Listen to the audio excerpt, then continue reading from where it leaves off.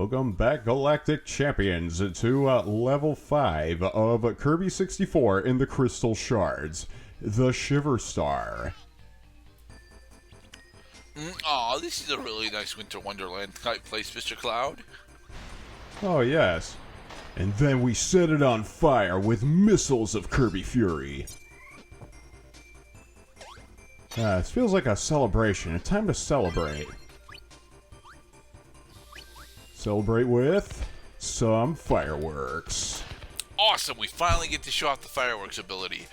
Fireworks is actually one of Kirby's literal best combat powers, specifically because it is extremely easy to actually use it for traversal, like so. The first bang lets off the first bang lets off a little sparks. The second bang gets a little more intense, but the third bang is the finale, really sending it for the kids. And honestly, despite your description, the second spark is honestly, arguably the best of them.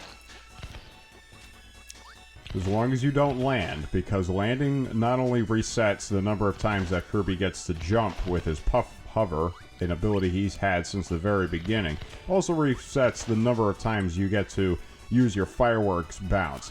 And not to mention that you can use the fireworks bounce in conjunction with jumping in order to get mad height. Yes. But fortunately, in Kirby 64 and the Crystal Shards, you never need to combine the two in order to get Crystal Shards. Yeah.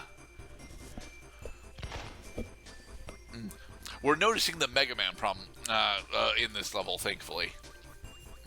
That enemies respawn really quickly in this game? No, well, they respawn specifically after you off-screen them.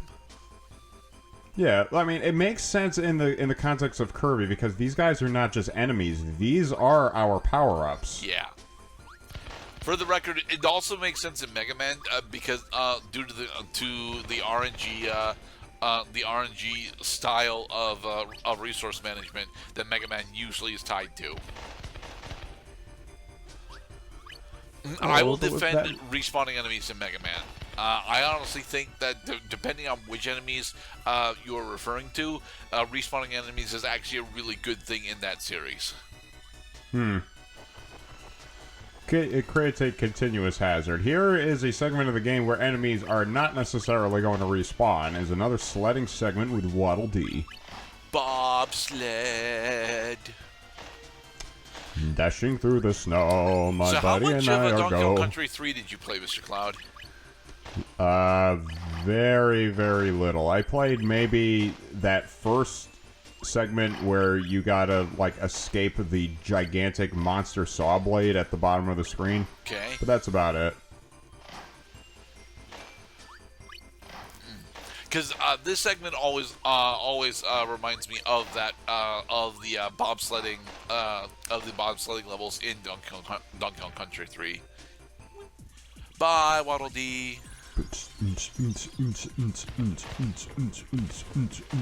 Yeah, take out the snowman. Bye, Boom. Frosty. Popped it. See, I was half expecting that you needed a fire ability in order to melt that ice. Nope, it was just waiting to pop open as soon as you took out the gigantic snowman. Yes, the Frosty. And yes, you can go down here, and there are not only some star points down here, but I do believe that killing these guys. Nope, it does not. Okay. There is a crystal shard in these waters. Okay, but it's not in this segment of these waters, right? Right. This is just the primer. Now let's see if you've been primed to actually follow through on the lesson they were trying to get across. Explore everywhere. Hey there, jellyfish. That is a squishy. Squishy.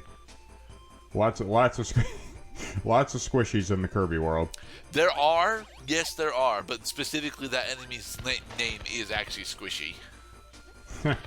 Squishmallow. I learned that from Kirby's Avalanche. Kirby's Avalanche. On the water. For the record, water. Kirby's Avalanche is much more difficult than I remember it being. I mean, it is just Puyo Pop. I understand that it's just Puyo Pop, but I'm not good at Puyo Pop, so I consider it to be more difficult than I remember. We understand. It's a bit of an acquired taste, this genre of Puyo Pop. Whoa, whoa, whoa, whoa, oh, so, are there any Puyo Pop games that you would actually recommend for new players to the genre, Mr. Cloud? The campier and more adorable and colorful, the better. Really? Yes. Well, I mean, I say that, and then I remember that Dr. Robotics' Mean Bean Machine, which also is a Puyo Pop clone, it could use more color. What will really drive down the color factor is that pretty plain background they use for where you put the beans. It's just like rock, basically. But then again, I suppose the plainness of the background lends itself to being able to, take it easy on the eyes. So while you're setting up these nice and colorful arrangements that you can actually see them. Visual clarity is always very important in puzzle games. It's a balance. Oh, watch out. These guys are trying to stop you out with their boulders. Damn it. You crouched in order to try and dodge the boulder, Mr. Cloud. I pushed the wrong button. So do the rock throwers actually have any copy abilities for us? No, these guys don't have copy abilities attached. They are just the masters of hazards here. And then they start laughing at you after they throw the boulder down because they were pretty sure they got us. But then because they're standing stupidly still while we approach them with menace, then we kill them. Oh, come on. Kirby doesn't approach anything with menace. You think that's friendliness behind that cute little smile? Nah, it might not be friendliness, but it's most certainly not menace. It might be ignorance that he approaches you with. Ignorance.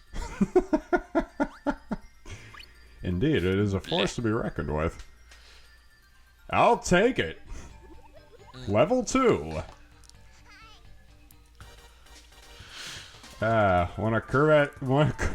One of Kirby's favorite places to engage in Kirby Kirbat, the sky. Whee!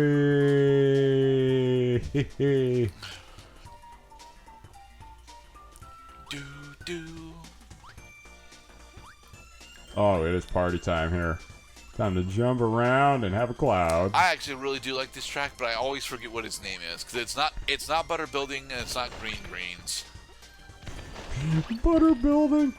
I would love to see. Island? I don't think it's Grape Island. So, maybe later we can go over a track list to see all the wonderful and adorable little names that they made for these tracks in the Kirby game. Well, this one is actually in Superstar, and I want to say it actually predates Superstar as well, but I'm not entirely sure how early it's present. Hey, Kiki. Bye, Kiki.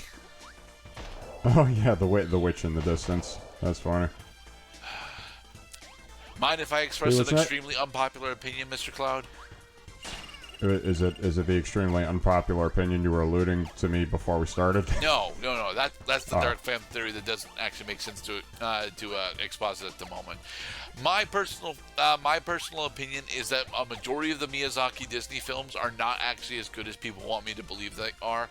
I enjoy Kiki's Delivery Service, but it's also like the only one that I even get close to enjoying. I don't like Princess Mononoke, and I don't actually like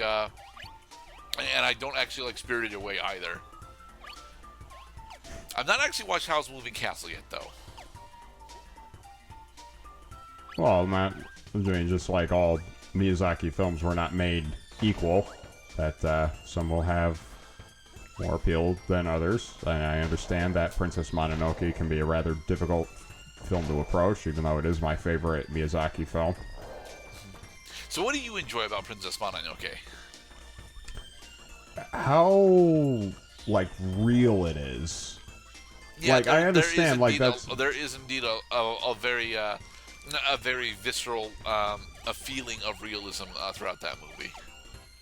well, I mean, real, but I mean, which is a stretch for a movie that takes place in a fantasy setting. What I mean is like relevant. Like it's hard, like the discussion that it opens about human nature, because that's my thing. You see, I love the movies that will open a dialogue between people watching the movie about like what does it mean to be human, you know. Well, in Princess Mononoke's case, what it means to be human is, one of two destructive factions. Is it human nature to destroy, or is it something we unfortunately learned? Okay, now wait for the smiley cannon to be pointed straight upwards. Yeah, these cannon sections were actually in Superstar, but they were significantly shorter because the cannons rotated both faster and fired faster. Well, I'm glad for the speed that they chose for the cannons to rotate in this level specifically. If you immediately point the cannon upwards during that segment, you don't have another chance to go backwards. True. You just missed out on the crystal shard and all the goodies that were over there. But most of the goodies there were individual star points, and you have 23 lives. We don't need to start farming out for additional star points from here. Mr. Gerda, do you agree that a Wumpa fruit is a good thing? I do agree that a Wumpa fruit is a good thing. However, it is possible to overvalue Wumpa fruit when it comes to specifically level progression, in relation to how important the Wumpa fruit itself as an individual item is. Well, as an individual item, it is innocuous to collect. However, let me ask you this. How many Wumpa fruit does it take to get another Crash life? It's 100, right? It's 100. Okay, and how many star points does it take to get a life in Kirby 64 and the Crystal Shards? I think it's 25. It's 50. Okay, it's 50. So, by that logic, you could ascertain that a star point is twice as important as a single Wumpa fruit. Yes. I believe I've made my point. but that's the thing, Mr. Cloud, is although it doesn't actually apply to us all that often because we're not actually all that good at the crash platformers that we've played. It is still very easy in Crash to overemphasize the importance of individual Wumpa fruit when level progression is honestly much more important. Why are you running backwards? That is a good question. Am I going after... maybe I just wasn't sure if I had scoured the level thoroughly enough, because that would not be the first time since I entered this room that I was looking in places where I need not have looked because there was nothing there. Let's go to explore. Oh, lo and behold, we're talking about Crash Bandicoot, where Crash Bandicoot, it just forces the issue, like, oh, did you check over there? Are you sure there was nothing over there?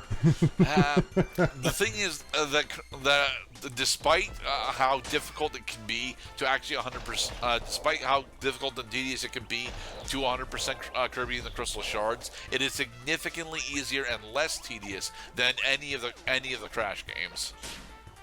Man, those little cycloptic monsters have been just bastard children to me of late. Dude, they're shark antlions. Come on. I don't actually know what their enemy name is, but that's what they are. They are just a more fish variant of the antlions. Well, those Cyclops are really busting my side chops. I see. Yeah, kill it with missiles. That's the Kirby way. I mean, the actual Kirby way would be to, eat it, but... You know, if Kirby ate the Terminator, that one of his eyes would start glowing red.